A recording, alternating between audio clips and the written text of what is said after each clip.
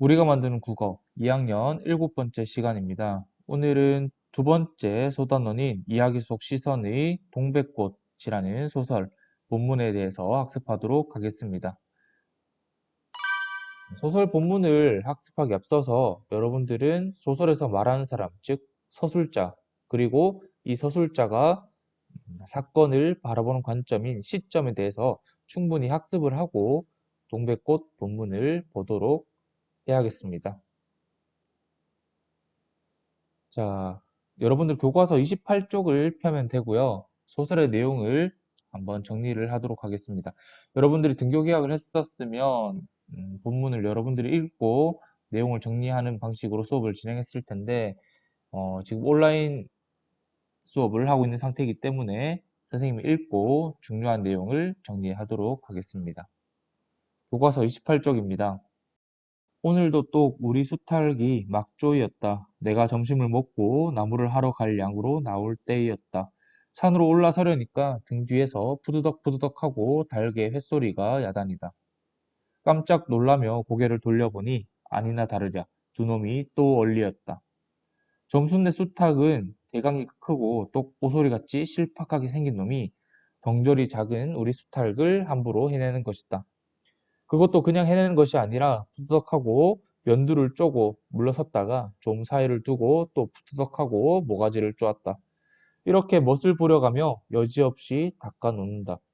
그러면 이 못생긴 것은 쪼을 적마다 주둥이로 땅을 받으며 그 비명이 킥킥할 뿐이다. 물론 미처 아물지도 않은 면두를 또 쪼이어 붉은 선열은 뚝뚝 떨어진다. 네, 여기까지가 교과서 28쪽의 내용입니다. 중요한 내용 같이 한번 살펴보도록 할게요. 자, 여기 처음에 등장하는 동물이 뭡니까? 네, 수탉이 등장합니다. 누구의 수탉? 네, 나의 수탉이겠죠? 우리 수탉이니까 나라는 인물의 수탉이 등장합니다. 자, 이 소설에서 나라는 인물이 등장합니다. 바로 나오죠. 내가 점심을 먹고 할 때 내, 즉 나가 등장하는데 이때 나가 바로 서술자이자 이 소설의 주인공이다. 그러면 우리가 지난 시간 살펴봤던 시점의 관점에서 봤을 때 이 소설은 몇 인칭 시점? 네, 1인칭 시점이다라는 것을 우리가 알 수 있어야겠습니다. 네, 다음으로 등장하는 동물이 있는데 바로 이 문단에 나오는 점순이네 수탉입니다. 이 점순이네 수탉은 어떻게 생겼느냐? 대강이, 즉 머리가 되게 크고 생긴 것이 이 화면에 나오는 오소리같이 실하게 생겼대요. 그에 반해서 우리 수탉은 덩저리, 즉 덩치가 굉장히 작았다라는 겁니다. 지금 이 소설 도입부에서 나의 수탉과 점순이의 수탉을 등장시키고 이 덩치가 큰 점순이의 수탉과 덩치가 작은 나의 수탉이 서로 싸움을 벌이는 장면을 묘사하고 있습니다. 그럼 우리가 여기서 가져야 될 의문점이 뭐냐 하면 왜 점순이라는 인물의 수탉과 나의 수탉이 싸우고 있는지를 궁금해 해야 되고요. 그 궁금증에 대한 답은 소설 뒷부분에 나오게 됩니다. 근데 우리가 여기서 살펴봐야 될 것이 점순이의 수탉과 나의 수탉이 서로 싸움을 벌인 것이 이번이 처음이었느냐? 아니겠죠. 여기 하늘색 밑줄 쳐져 있는 부분을 종합해보면 알 수 있습니다. 오늘도 또 싸웠대. 그리고 두 놈이 또 얼리었대요. 얼리었다라는 표현은 어울리다라는 표현인데 닭과 닭이 어울릴 일이 뭐 있어? 네, 싸울 때밖에 없겠죠. 자, 그리고 맨 마지막에 보면 미처 아물지도 않았대. 그 전에 뭔가 싸움이 벌어졌으니까 그 싸움에 대한 상처가 아물지도 않았다라는 표현이겠죠.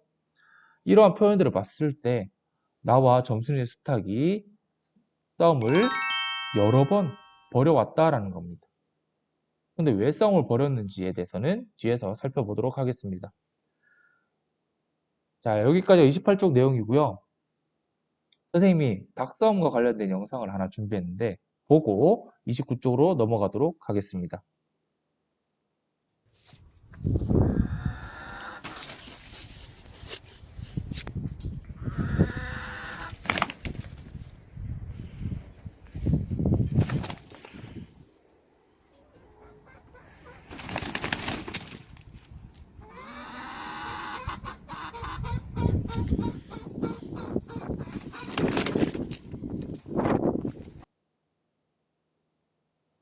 네, 살벌하죠.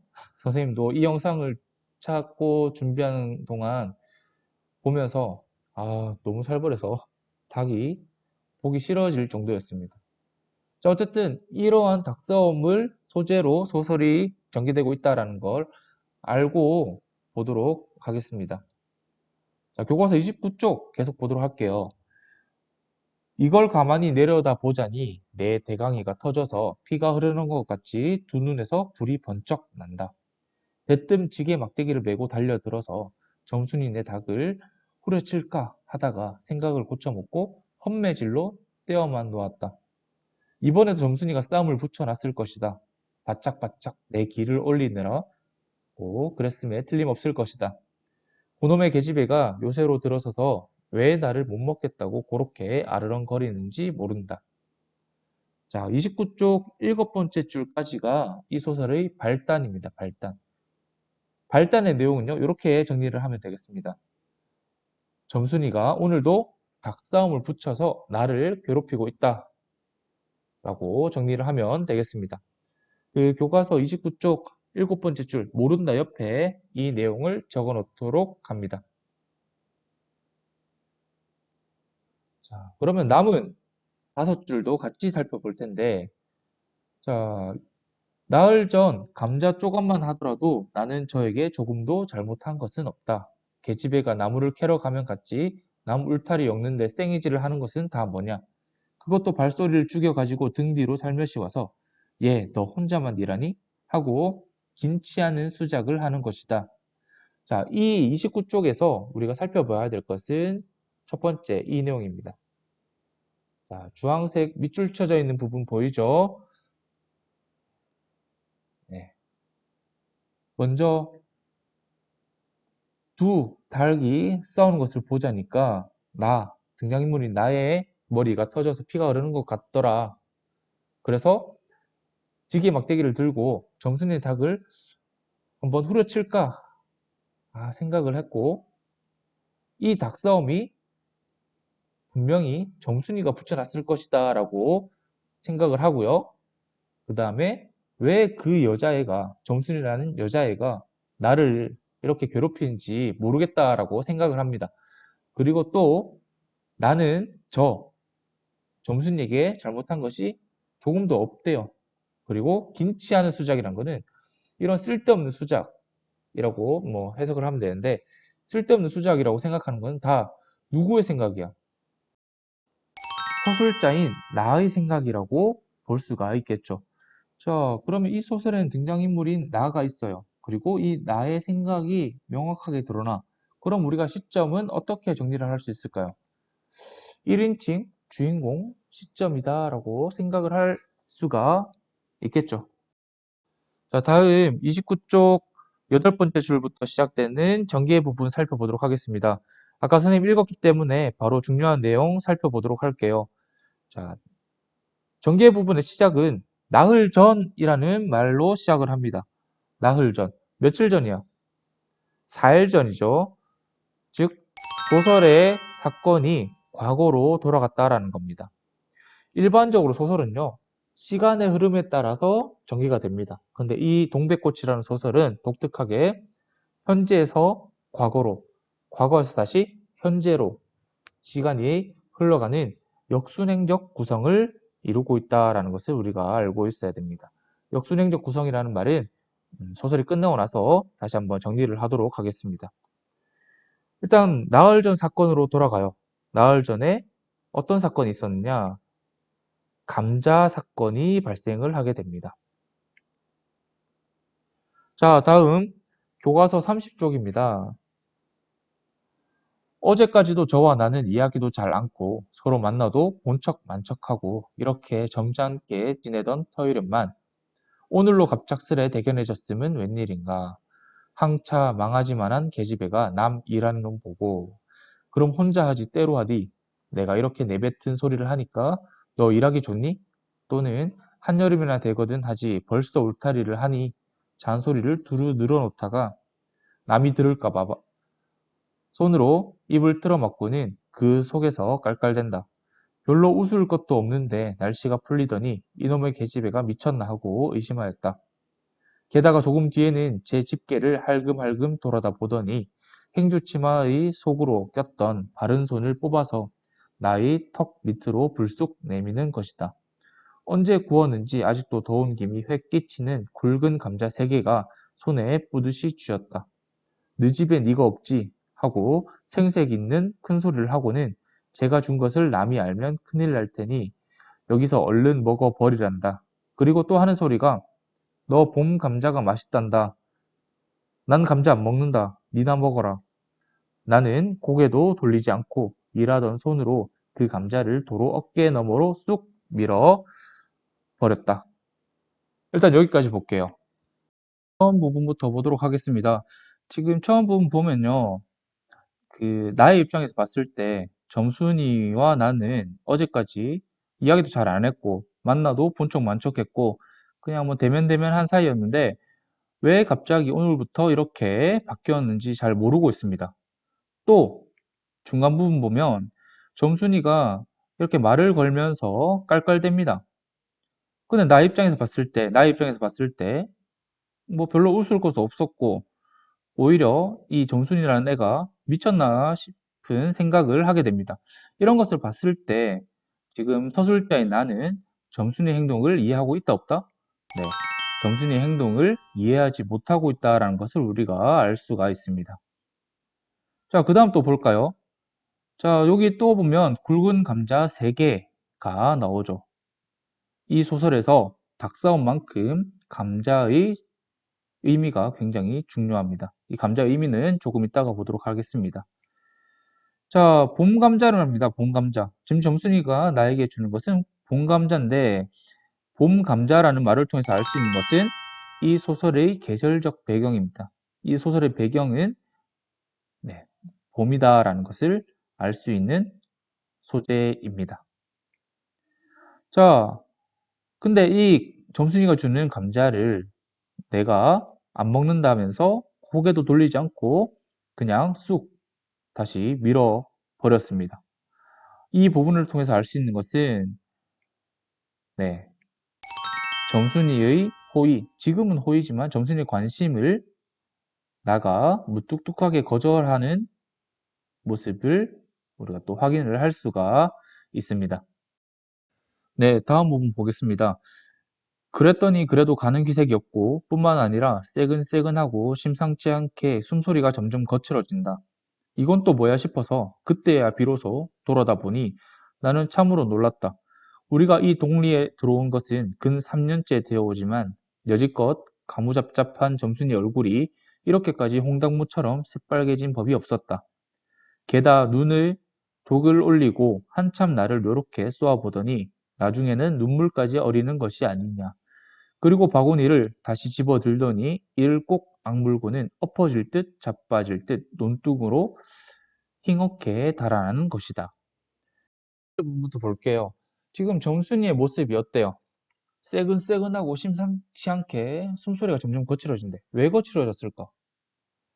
정순이 입장에서는 나한테 관심의 표현으로 감자를 줬어. 근데 그 감자를 되게 무뚝뚝하게 거절당해. 그래서 지금 숨소리가 점점 거칠어지고 새근새근거려요. 즉, 이 모습은 정순이가 나에게 화가 났다라는 것을 알 수가 있습니다.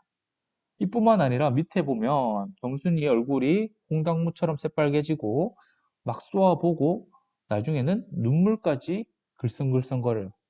그리고 이제 이를 악물고 이제 막 논둑으로 뛰어갑니다.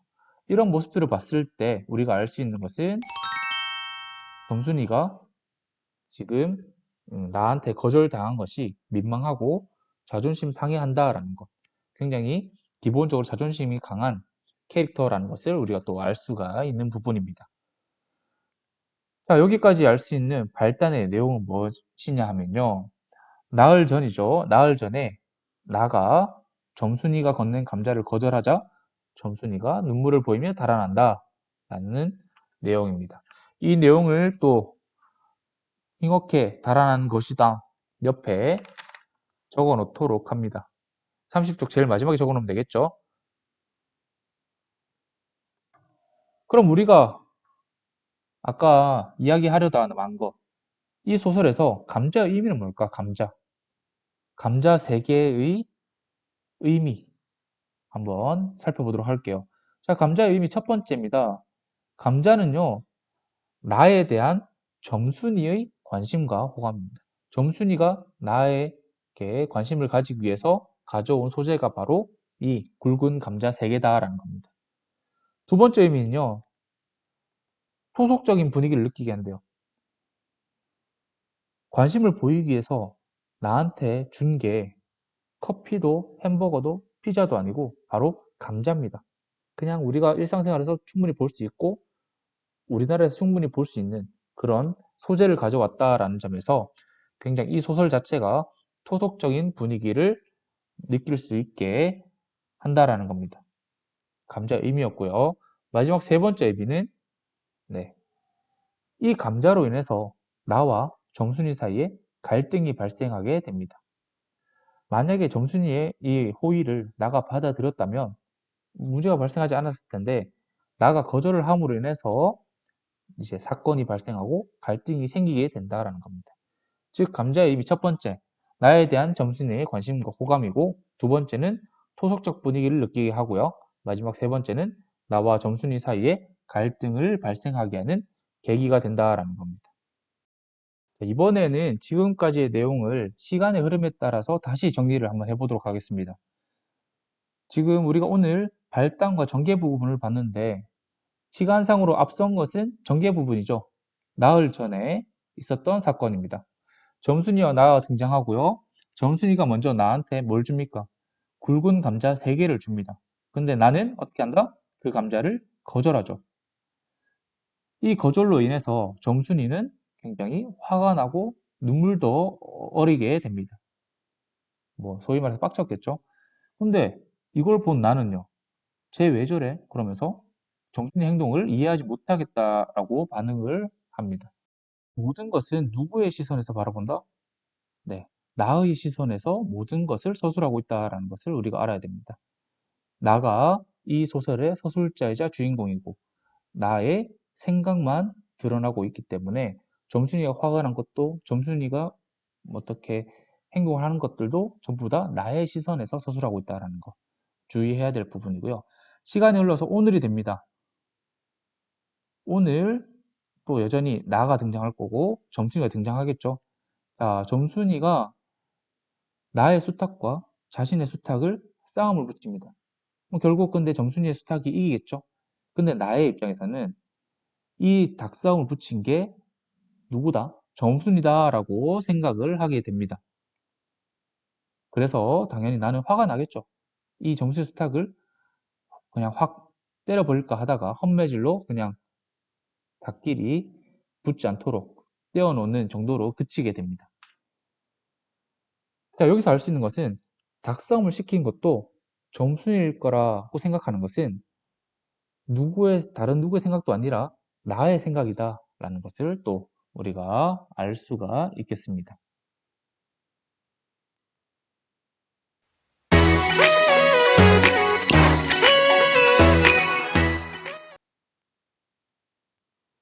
자, 여기까지 동백꽃의 발단과 전개 부분을 살펴봤습니다. 자, 오늘은 문제 4개를 준비를 했습니다. 마지막은 문제는 아니지만 같이 보면 되겠습니다. 첫 번째 문제는 이 소설 동백꽃이라는 소설의 시점, 그리고 두 번째 문제는 이 동백꽃이라는 소설에서 갈등의 계기가 된 사건, 세 번째 문제는 등장인물인 나는 점순이의 호의를 받아들였는지 받아들이지 않았는지, 마지막 네 번째는 동백꽃 31쪽부터 35쪽 읽어오는 것입니다. 자, 요 문제들에 대한 답을요, 학교 홈페이지 교수학습도움센터 과제 제출방 2학년 국어에 했던 대로 학년반 번호 그리고 동백꽃 1로에서 올리도록 합니다. 오늘은 여기까지 하고요. 다음 시간은 31쪽의 동백꽃 위기부터 살펴보도록 하겠습니다. 네, 수고했습니다.